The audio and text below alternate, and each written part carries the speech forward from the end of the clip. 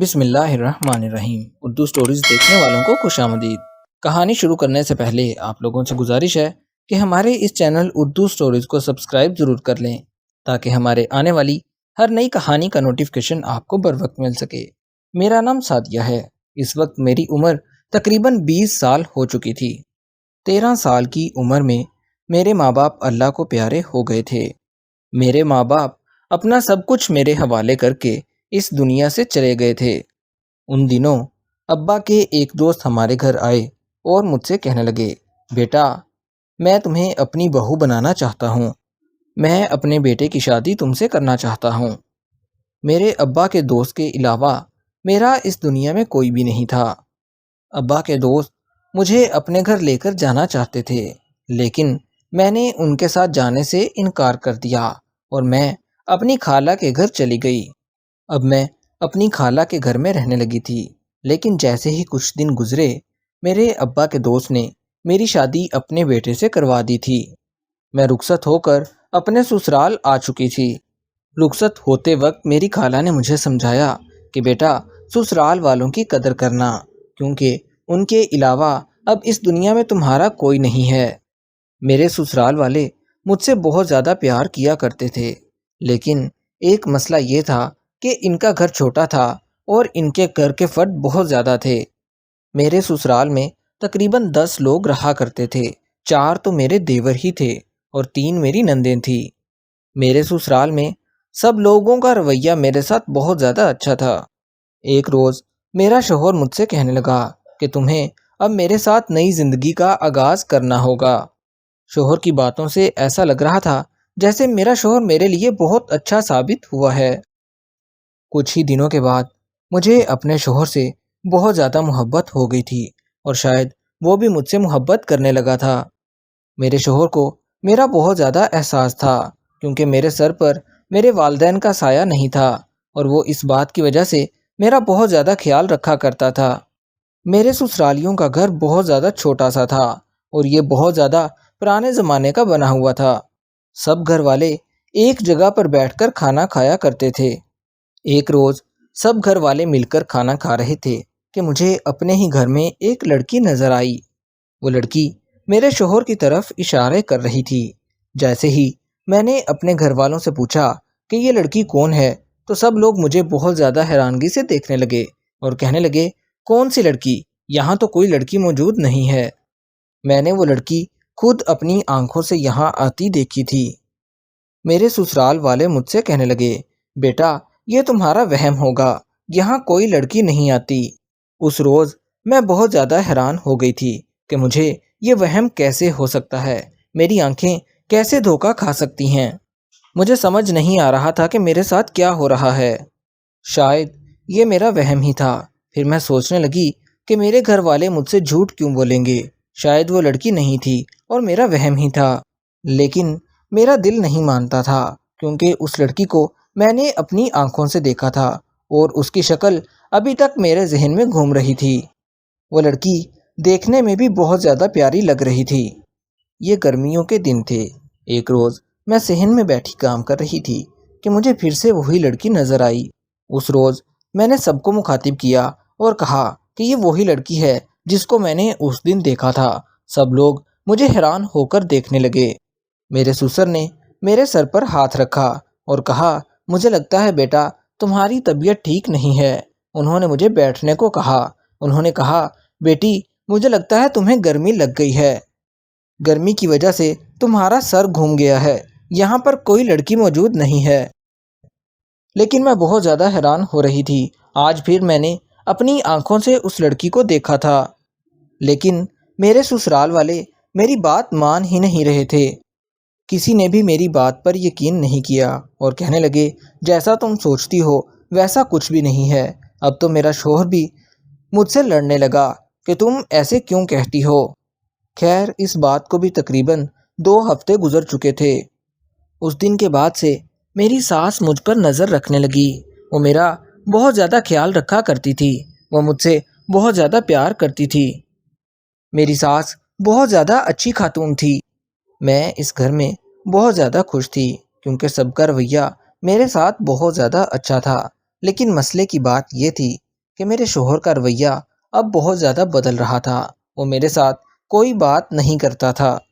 میں اپنے شوہر کے پاس بیٹھنے کی بہت زیادہ کوشش کیا کرتی تھی کہ وہ مجھ سے باتیں کرے، لیکن میرا شوہر میری طرف دیکھتا بھی نہیں تھا۔ شاید اب وہ مجھ سے نفرت کرنے لگا تھا۔ دن ایسے ہی گزرتے جا رہے تھے۔ پھر ایک روز رات ہوتے ہی مجھے بہت زیادہ پیاس لگنے لگی۔ میں پانی پینے کے لیے کچن میں گئی تو سامنے وہی لڑکی کھڑی تھی۔ اس لڑکی کو دیکھ کر مجھے بہت زیادہ خوف آنے لگا تھا، کیونکہ وہ لڑکی صرف مجھے ہی نظر آتی تھی، کیونکہ میرے گھر والے نہیں مانتے تھے کہ کوئی اور لڑکی بھی اس گھر میں رہتی ہے۔ اس روز میں نے اس لڑکی سے پوچھ لیا کہ مجھے سچ سچ بتاؤ، کون ہو تم؟ میرا وہم نہیں ہو سکتا۔ تو اس لڑکی نے مجھ سے کہا، تمہیں پریشان ہونے کی ضرورت نہیں ہے، میں اسی گھر میں رہتی ہوں، لیکن تمہارے شوہر تم سے یہ بات چھپاتے ہیں، کیونکہ میں تمہارے شوہر کی پہلی بیوی ہوں۔ یہ کہتے ہی وہ لڑکی کچن سے باہر چلی گئی۔ میں بہت زیادہ حیران و پریشان ہو رہی تھی کہ آخر یہ کیا ماجرا ہے۔ میں نے اپنے سب گھر والوں کو اکٹھا کر لیا اور کہا کہ آج میں جان کر رہوں گی کہ آخر یہ ماجرا کیا چل رہا ہے اور وہ لڑکی کون ہے، کیونکہ وہ لڑکی میں نے ابھی دیکھی ہے اور اس سے بات بھی کی ہے۔ اس لڑکی نے مجھے یہ کہا ہے کہ میں تمہارے شوہر کی پہلی بیوی ہوں۔ یہ سن کر میرے سسرال والے حیران رہ گئے اور کہنے لگے کہ ہمیں لگتا ہے تم پاگل ہو چکی ہو۔ میرے گھر والوں نے سارے گھر میں اس لڑکی کو تلاش کرنا شروع کر دیا، لیکن وہ لڑکی کہیں نظر نہیں آ رہی تھی۔ میری ساس مجھ سے کہنے لگی، مجھے لگتا ہے تمہیں کوئی بیماری ہو گئی ہے، تمہیں ایک ایسی لڑکی نظر آتی ہے جو اس گھر میں ہوتی ہی نہیں ہے۔ میری ساس مجھ سے کہنے لگی، یہ سارے وہم اپنے دل سے نکال دو، کیونکہ میرے بیٹے کی شادی صرف تم سے ہی ہوئی ہے۔ میں اپنے بیٹے کو کبھی دوسری شادی کرنے کی اجازت دے بھی نہیں سکتی۔ میں اپنے بیٹے سے بہت زیادہ پیار کرتی ہوں۔ ساس کی باتوں سے میں بہت زیادہ مطمئن ہو چکی تھی۔ میری ساس مجھ سے کہنے لگی، بیٹا جاؤ، جا کر اپنے کمرے میں سو جاؤ، صبح ہوتے ہی میں تمہیں کسی ڈاکٹر کے پاس لے جاؤں گی۔ مجھے خود محسوس ہو رہا تھا جیسے میری حالت دن بدن خراب ہوتی جا رہی ہے۔ اگلے روز اٹھتے ہی میری ساس مجھے دماغ کے ڈاکٹر کے پاس لے گئی۔ ڈاکٹر نے بتایا کہ آپ کی بہو کو وہم کی بیماری ہو چکی ہے، میں اس کا علاج کرنا شروع کرتا ہوں۔ ڈاکٹر صاحب نے مجھے مخاطب کیا اور کہنے لگے، آپ کو فکر کرنے کی کوئی ضرورت نہیں ہے، میں آپ کو دوائی دے دیتا ہوں، اس دوائی کو کھا کر آپ کا دماغ سکون میں رہے گا۔ اس روز میں اپنی ساس کے ساتھ اپنے گھر واپس آ گئی، لیکن جیسے ہی میں وہ دوائی استعمال کرتی تو مجھے نیند آ جایا کرتی تھی۔ شاید اس میں نیند کی بھی دوائیاں تھیں۔ سارا دن میں گھر میں سوئی رہتی تھی۔ ایک روز جیسے ہی میں سوئی، مجھے بہت زیادہ خوف آنے لگا۔ میں نے اپنے شوہر کو پکارنا شروع کر دیا، لیکن جیسے ہی میں نے آنکھ کھولی تو میرا شوہر کمرے میں موجود نہیں تھا۔ میں اسے تلاش کرنے لگی۔ جیسے ہی میں کمرے سے باہر نکلی تو میرا شوہر صحن میں بیٹھا تھا۔ مجھے دیکھ کر بہت زیادہ حیران ہو گیا۔ اسے دیکھ کر ایسا لگ رہا تھا جیسے اس کے ساتھ یہاں پر کوئی موجود تھا اور وہ کسی سے باتیں کر رہا تھا۔ پھر اچانک میری نظر صوفے پر پڑی، جہاں کسی لڑکی کا بیگ رکھا ہوا تھا۔ مجھے سمجھ نہیں آ رہا تھا کہ یہاں پر کون تھا جو میرے آنے سے پہلے ہی غائب ہو چکا تھا۔ میں نے یہ ساری باتیں اپنی ساس کو بتائی، لیکن اس دفعہ بھی میری ساس نے میری باتوں پر بالکل یقین نہیں کیا۔ میری ساس ابھی بھی میرے شوہر کا ہی ساتھ دے رہی تھی، وہ میری بات سننے کے لیے بھی راضی نہیں تھی۔ اب مجھے اپنی ساس پر کچھ شک ہونے لگا، جیسے میرا شوہر اور میری ساس مل کر مجھ سے کچھ چھپا رہے ہیں۔ میرا موڈ بہت زیادہ خراب ہو گیا تھا۔ مجھے اپنے شوہر کی حرکتیں سمجھ نہیں آ رہی تھی کہ وہ آخر چاہتا کیا ہے۔ اس روز کے بعد سے بھی کافی دفعہ ایسے واقعات ہوئے کہ وہ لڑکی مجھے گھر میں پھر سے نظر آئی۔ اب تو مجھے یقین ہو گیا تھا کہ میں پاگل نہیں ہوں، بلکہ کوئی لڑکی اس گھر میں واقع ہی رہتی ہے۔ پتہ نہیں میری زندگی میں کیا ہو رہا تھا۔ میری زندگی مکمل طور پر برباد ہو چکی تھی۔ اس دنیا میں بالکل اکیلی رہ گئی تھی، کیونکہ میرا شوہر بھی میری کوئی بات نہیں سنتا تھا اور مجھے لگتا تھا کہ میں بیمار ہو چکی ہوں۔ ایک روز میری ساس مجھے اپنے ساتھ بازار لے گئی، لیکن بازار جاتے ہی میری طبیعت بہت زیادہ خراب ہونے لگی۔ مجھے ایسا لگ رہا تھا جیسے میرا دم گھٹ رہا ہے۔ ادھر میری ساس شاپنگ کر رہی تھی۔ وہ کپڑے کی دکان میں بیٹھی کپڑوں کو دیکھنے میں مگن تھی کہ میں اپنی ساس کو بتائے بغیر ہی گھر کی طرف چل دی۔ لیکن جیسے ہی میں گھر میں داخل ہوئی تو میرے ہوش اڑ گئے، کیونکہ میرا شوہر اسی لڑکی کے ساتھ بیٹھا ہوا تھا جس کو میں اکثر دیکھا کرتی تھی۔ مجھے دیکھتے ہی میرا شوہر بھی گھبرا گیا اور مجھ سے پوچھنے لگا کہ تم تو امی کے ساتھ گئی تھی، امی کہاں ہے اور تم اتنی جلدی واپس کیوں آ گئی؟ میری آنکھوں میں ان دونوں کو ایک ساتھ دیکھ کر آنسو آ گئے تھے۔ مجھے سمجھ آ گیا تھا کہ وہ لڑکی میرا وہم نہیں بلکہ واقعی میرے شوہر کی دوسری بیوی ہے۔ جیسے ہی میری ساس گھر آئی اور انہیں میں نے ساری حقیقت بتائی تو آج بھی میری ساس نے اس بات کو ماننے سے انکار کر دیا۔ میں نے بھی تنگ آ کر اپنی ساس سے کہہ دیا، چلیں ٹھیک ہے، اگر آپ کو نہیں یقین تو آج میں آپ کے سامنے اس پورے گھر کی تلاشی لوں گی اور اس لڑکی کو برآمد کر کے رہوں گی۔ میری ساس میری طرف بہت زیادہ حیرانگی سے دیکھنے لگی۔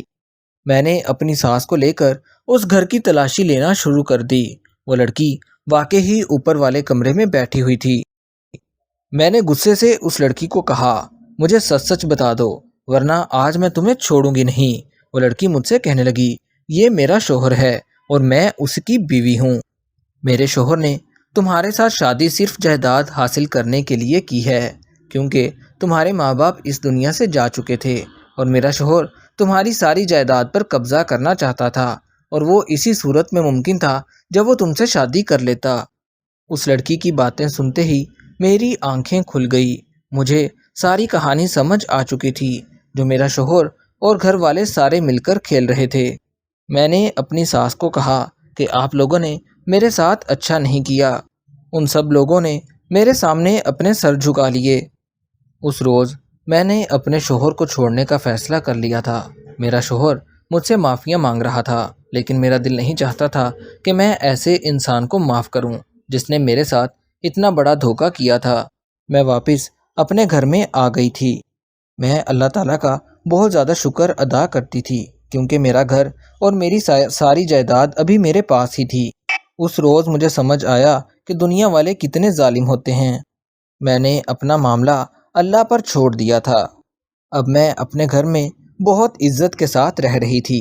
یہاں پر مجھے کوئی مسئلہ نہیں تھا۔